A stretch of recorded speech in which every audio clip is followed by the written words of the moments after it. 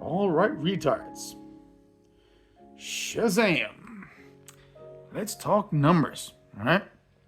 I had a couple of the dudes over today doing some testing and configuring on the new recording rig. There she is, lovely Hurlin, testing out latencies and buffer settings and sample rates and shit for the headphone amps, round trip latencies between the network switch and the ADs, and the Dante virtual sound card. Anyway, the key here is Dante virtual sound card. All right? There are 3 buffer settings in Dante virtual sound card.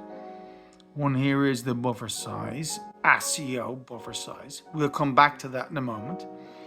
ASIO latency, we'll come back to that too. All right, so let's scroll up here. And, where are you? Oh, okay, here you are. You see there, 4 milliseconds Dante latency, okay?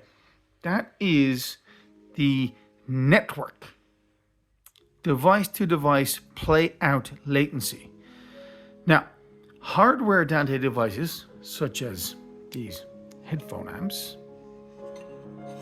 savage pieces of kit, and the AD converters, the Tascam in there, they can be set to 1 millisecond, 0.5, some of them even 0.25 milliseconds. But when you are using Dante Virtual Sound Card, which is a driver level application running on a computer, dealing with CPU scheduling, etc., that goes up. That by default sets the minimum device-to-device play-out latency across the network, and this is only network, Dante network latency now, as 4 milliseconds between device and device play-out latency. It adds extra milliseconds as a buffer in order to account for potential CPU scheduling issues on the computer running the virtual sound card, so as to guarantee sync. Well, can we guarantee playout from a virtual sound card to a hardware device under 4 milliseconds? Can we guarantee it at 2? No, we can't. We can guarantee it at 4. So that's the lowest setting for now. I suspect that in time that will improve. That will lower. It'll get down to 3 minimum we can guarantee. Then 2 minimum we can guarantee, I believe. Anyway, so I have that set in 4 milliseconds, out 4 milliseconds, set to the minimum. So we're at a baseline of 8 milliseconds round trip before we take into account ASIO driver performance and DAW, Digital Analog Workstation, i.e. Pro Tools performance. So now we get into the ASIO and the DAW side of things. Come here to me. Where are you? Okay, here we are. Okay, here we go. Buffer size. Size in audio samples of the ASIO buffer. When transporting audio between Dante Virtual Sound Card and the audio application. Blah, blah, blah. Computers of poor scheduling performance will need a higher setting. Okay, so this is the one setting of these 3 that I can change that actually performs linearly or close to it. All right? Some of these settings and some of these factors are non-linear. So there are curves. All right? There's a curve for this setting, there's a curve for that setting, and the impacts that they have. And it's all about finding the sweet spot, the balance of where those curves interact. Okay? Heuristics. All right? Curves.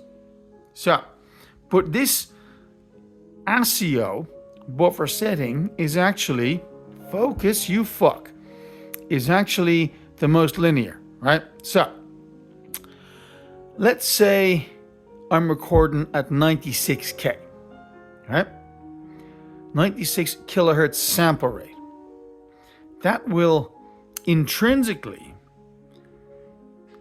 take half the amount of time, or give me half the amount of latency input to output as 48K recording, because the samples are recorded and played back at twice the speed. So that halves your I/O latency, right?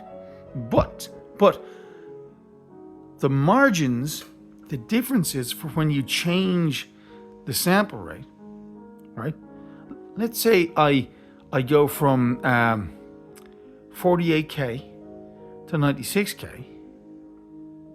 The latency is only going to change by 0.66 or 1.33 milliseconds. It's fuck all, right?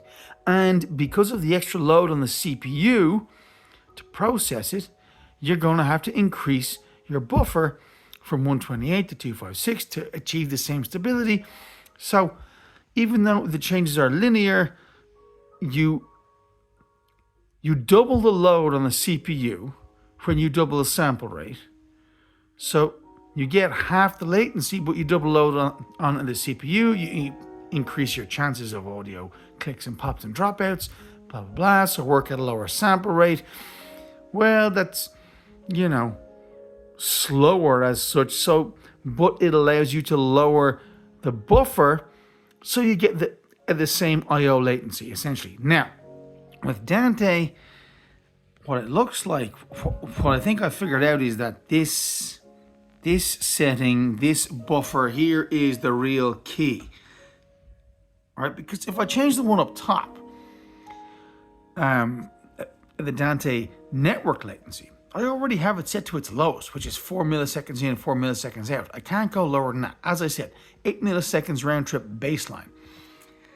This ASIO1 here, as I said, it scales pretty linear. Okay, I'm operating at 96K. I need to run a 256 sample buffer to get it stable. So I knock it down to 48K. Now I can run a 128 sample buffer and be stable. But that's going to be pretty much the same round trip latency. It scales linearly. The ASIO buffer scales, right? Scales linear. Now, this one, this ASIO latency, focus you fuck. Latency to insert before transmitting audio from the ASIO buffer onto the Dante network. Aha! Okay, this is where I might be able to shave a millisecond or two, or maybe 3. All right. If I switch down to, let's say, 48K from 96, I am halving the amount of data I'm trying to push from the ASIO driver, the Dante virtual sound card. I'm trying to push out from that onto the network. I'm literally halving the data. I might be able to get this down. And what are the steps? Well, I'm now at 5. I had to go to 5 to get it stable. The default out of the box, by the way, is 10. I knocked it down to 5 at 96K. 24 fucking tracks recording. Multiple headphone mixes routed. Seems solid. But if I knocked it down to 44 or 48, I might be able to shave that down to 3. Maybe, because I'm literally pushing out half the amount of bits. And this, I might be able to shave the latency down from 5 to 3. Maybe even 5 to 2. And that could make a difference. So that is a non-linear scaling, okay? As in having the data throughput is not scaling linearly with the latency options. You see? Anyway. Shazam!